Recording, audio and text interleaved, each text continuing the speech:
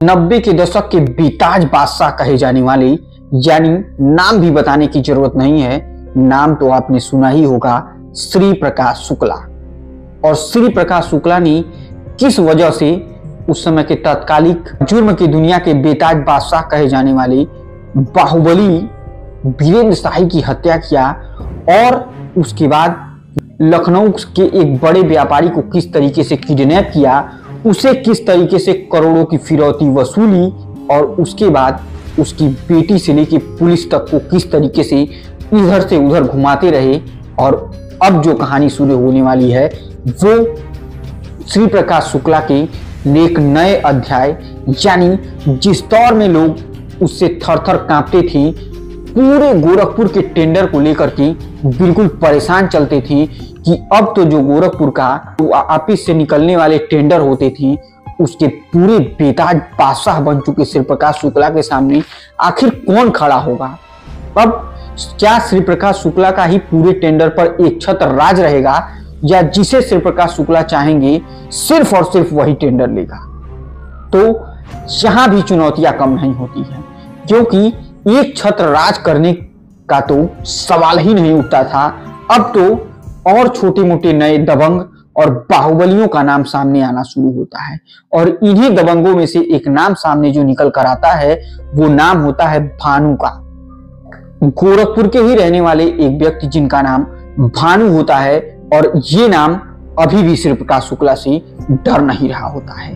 और ये टेंडर डालने की भरपूर कोशिश और चुनौतियों के बाद भी पूरे जंग को अपने हाथ में लेने की जो बागडोर सौंपने का बेहद ही जज्बे वाला काम किया था, वो नाम था गोरखपुर के रहने वाले भानु की। और कौन है ये भानु, किस तरीके से उन्होंने श्री प्रकाश शुक्ला को चैलेंज किया और उसके बाद उनके साथ क्या हुआ, ये पूरा घटनाक्रम हम आपको सुनाएं।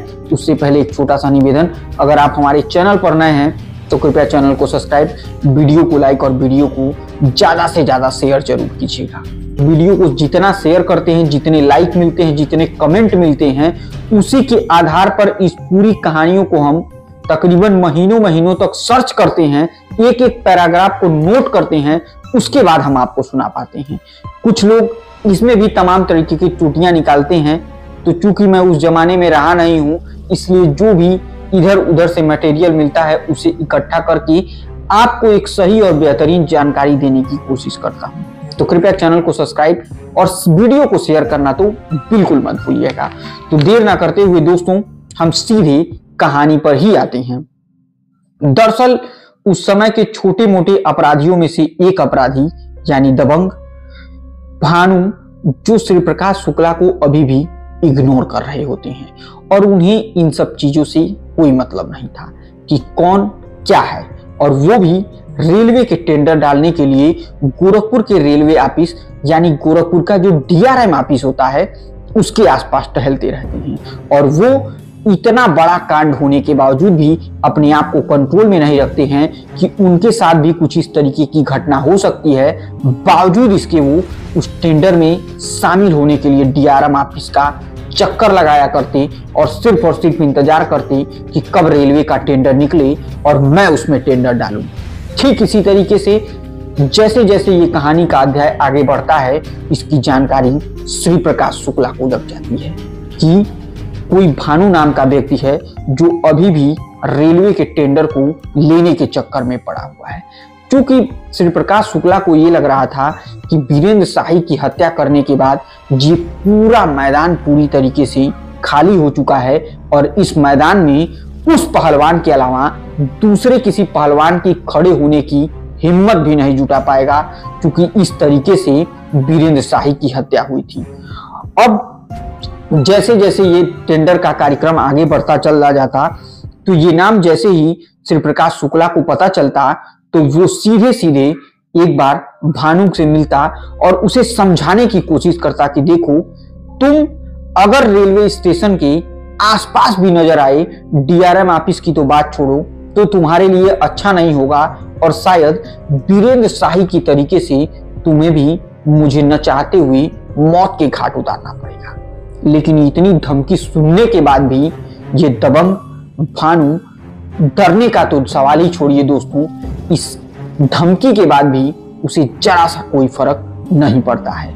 अब धीरे धीरे ये मामला और आगे बढ़ता रहता है और उसी समय एक नए दौर का शुरू होता है और वो दौर होता है मोबाइल का दौर। और गोरखपुर में तो नहीं, लेकिन उत्तर प्रदेश की राजधानी कहे जाने वाले लखनऊ में काफी तेजी से एक चीज पूरे प्रदेश स्तर पर फैलने वाला था, जो उत्तर प्रदेश के ईस्ट सर्कल का सबसे बड़ा शुरुआत यानी मोबाइल का शुरुआत होने वाला था। और वो शुरुआत 30 मार्च 1997 को लखनऊ से शुरू किए जा रहे थे टावर लगाने के काम। उस समय मोबाइल के टावर लगाने का काम ही रेलवे के बाद सबसे बड़ा टेंडर होने वाला था, क्योंकि ये पूरे प्रदेश के लिए एक नई चीज थी, एक नई टेक्नोलॉजी थी। क्योंकि उससे पहले जो टेक्नोलॉजी थी वो पीसीओ की थी। उस समय पीसीओ से ही इधर उधर कॉल किया जा सकता था, लेकिन हाथ में लेकर चलने वाला ये नया यंत्र यानी मोबाइल की शुरुआत होती है, तो वो वहीं से उसके टावर लगाने का भी कार्य यानी पूरे प्रदेश के लिए एक टेंडर खोला जाता है कि प्रदेश के हर एक जिलों में एक एक टावर लगाए जाएंगे और उन्हीं टावरों के माध्यम से इस मोबाइल में सिग्नल पकड़ेगा और उसके बाद इधर उधर बातचीत शुरू हो सकती है। उस समय सिर्फ और सिर्फ 2 ही कंपनियों का नाम काफी चर्चे में था। एक कंपनी उषा और दूसरी कंपनी थी एमसार। उषा और एमसार के शोरूम भी लखनऊ में खुल चुके थे और अब यहाँ से धीरे धीरे एक एक कर सिम और मोबाइल का सेट बिकना भी शुरू हो चुका था, क्योंकि अभी इस नए युग का आरंभ हो रहा था। और इसी नए युग के आरंभ यानी नई टेक्नोलॉजी के चक्कर में श्री प्रकाश शुक्ला ने भी एक मोबाइल खरीदा और उसका मोबाइल का नंबर चारों तरफ दिया, क्योंकि श्री प्रकाश शुक्ला को इधर उधर बात करने के लिए बार बार पीसीओ में जाना पड़ता था। और उसी पीसीओ में न जाने के लिए उन्होंने सबसे पहले मोबाइल खरीदा और इस मोबाइल के माध्यम से वो अब अपने सारे गैंग को धीरे धीरे अपना नंबर बांटते हैं और एक्टिव करना शुरू करते हैं कि उनके खिलाफ कौन क्या कर रहा है, कौन सा टेंडर किस दिन कौन से जगह पर निकलने वाला है और कौन से जगह पर हमारी एंट्री होगी, जिससे टेंडर लेने वाले सारे लोग नीचे बैठ जाएंगे और हमारा नाम ऊपर आ जाएगा। इस तरीके की कहानी शुरू होती है और इसी दरमियान अचानक एक फोन की घंटी बजती है श्री प्रकाश शुक्ला की और उसमें बताया जाता है कि तुम्हारे खिलाफ जाने वाला एक व्यक्ति जो लखनऊ के हुसैनगंज इलाके के होटल दिलीप में रुका हुआ है। और ये बात सुनते ही मानो श्री प्रकाश शुक्ला की आंखें बिल्कुल गुस्से से लाल लाल हो जाती हैं। वो सोचते हैं कि इतनी धमकी देने के बाद भी भानु की इतनी औकात कैसे हो गई कि वो मोबाइल टावरों का भी टेंडर लेने के लिए गोरखपुर से चढ़कर लखनऊ आ रहा है और होटल में रुके हुआ भी है। क्योंकि भानु और उसके साथियों का दबदबा कुछ इस कदर हो चुका होता है कि उसे कुछ समझ में नहीं आता। उसे मानो श्री प्रकाश शुक्ला की बातें महज मजाक के तौर पर ले लिया और वो इसी दिलीप होटल में आकर रुक जाता है। क्योंकि काफी व्यस्ततम जगह होती है हुसैनगंज, तो इसी जगह पर जैसे ही वो खबर पता चलती है कि भानु और उसके साथी आए हुए हैं, तुरंत गुस्से से श्री प्रकाश शुक्ला ने कहा कि सभी लोग गाड़ी में बैठो। आनंद, सुधीर, साथ में जितने लोग थे सारे लोग तुरंत मारुति गाड़ी में सवार होते हैं और सीधे गाड़ी को लेकर वो लखनऊ के उसी होटल दिलीप के पास रोका जाता है। जैसे ही गाड़ी होटल दिलीप के पास रुकती है, श्री प्रकाश शुक्ला गुस्से से तमतमाया हुआ उतरता है और पीछे एक पिट्ठू बैग टांगता है और जाते हुए जैसे ही रिसेप्शन पर पहुंचता है, सबसे पहला यही सवाल पूछता है कि गोरखपुर से आया हुआ कोई भानु नाम का शख्स किस रूम नंबर कमरे में रुका है। ये सवाल सुनते ही रिसेप्शनिस्ट ने जवाब दिया कि वो 102 नंबर कमरे में रुके हुए हैं। तब इस पर श्री प्रकाश शुक्ला ने पूछा कि वो किधर है कमरा। उस पर उसने इशारा किया कि सीढ़ियों से ऊपर चले जाइए, वहीं आपको 102 नंबर कमरा मिल जाएगा। आखिरकार तत्काल श्री प्रकाश शुक्ला वो उसके साथी सीढ़ियों से ऊपर चढ़ना शुरू करते हैं। उसी दरमियान एक वेटर ऊपर से नीचे उतर कर आ रहा होता है, लेकिन श्री प्रकाश शुक्ला ने मौका देखा और तुरंत अपने कमर से पिस्टल निकाली और उस वेटर की कमर में पिस्टल लगाई और बोला, सीधे से 102 नंबर कमरे का दरवाजा खटखटाओ, वरना तुमको यही मौत की नींद हमेशा हमेशा के लिए सुला दिया जाएगा। अब ये बात सुनते ही वेटर भी क्या करे, वो सीधे कमरा नंबर 102 पहुंचता है और वहां दरवाजा नॉक करता है। जैसे ही दरवाजा नॉक होता है, मानो कोई इंतजार कर रहा हो, तुरंत दरवाजा खुलता है और जैसे दरवाजा खुलता है तो AK-47 का ब्रस्ट फायर श्री प्रकाश शुक्ला ने सीधे उस कमरे में कर दिया। जो लोग जहां बैठे होते हैं वहां से भागने लगते हैं, कोई बाथरूम की तरफ भागता है, कोई बेड के नीचे छुपता है, कोई पलंग के नीचे छुपता है।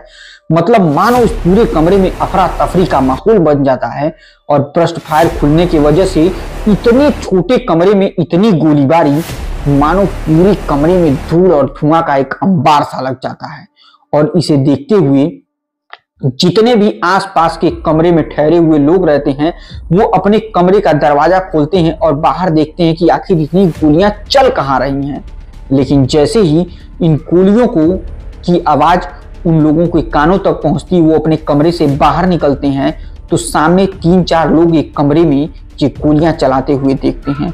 इस पर अचानक से श्री प्रकाश शुक्ला कमरे से बाहर निकलता है और AK-47 और पिस्टल उन लोगों की तरफ दिखाता है और कहता है कि चले जाओ, वरना तुम सब मारे जाओगे।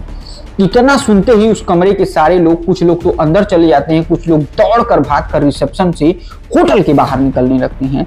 क्योंकि श्री प्रकाश शुक्ला समझ चुका था कि जो लोग होटल से बाहर निकल रहे हैं वो जरूर बाहर जाकर हल्ला करेंगे, इसीलिए मौका देखते हुए तुरंत वो वहां से नीचे उतरता है और रिसेप्शन पर बैठे लड़के से कहता है कि देखो, अपनी हद में रहना और पुलिस को फोन मत करना। अगर पुलिस को फोन किए और किसी भी प्रकार की जानकारी पुलिस को दिए तो अगला निशाना तुम्हारा ही होगा। ये सुनने के बाद रिसेप्शनिस्ट की इतनी हिम्मत नहीं हो रही थी कि वो जा करके पुलिस से कोई बात कही। आखिर जब ये गाड़ी चली जाती है, भीड़ ने भी 4-5 लोगों को पीठ पर बैग लेकर मारुति कार से जाते हुए देखा, लेकिन किसी ने अंदाजा नहीं लगाया था कि जितनी ये गोलियों की तड़तड़ाहट सुनी है वो इन्हीं 5 लोगों का कारनामा है। और सीधे ये लोग वहां से निकल जाते हैं। तकरीबन 10 मिनट के बाद रिसेप्शनिस्ट बगल के एक PCO पर जाता है और वहां से फोन करके केसरबाग थाने में ये पूरी जानकारी बताता है कि इस तरीके से मेरे होटल के 102 नंबर कमरे में हमला हो गया है। तो दोस्तों, ये थी आज के श्री प्रकाश शुक्ला की जुर्म के नए अध्याय की पूरी कहानी। और ये कहानी हम आगे और भी आपको सुनाएंगे। उम्मीद करते हैं यहाँ तक की कहानी आपको बहुत अच्छी लगी तो कृपया चैनल को सब्सक्राइब, वीडियो को लाइक और वीडियो को ज़्यादा से ज़्यादा शेयर कीजिए, ताकि और सर्च करने के बाद हम आपके लिए और सारी कहानी लेकर आएँ। तब तक के लिए मुझे दीजिए इजाज़त। जय हिंद, जय भारत।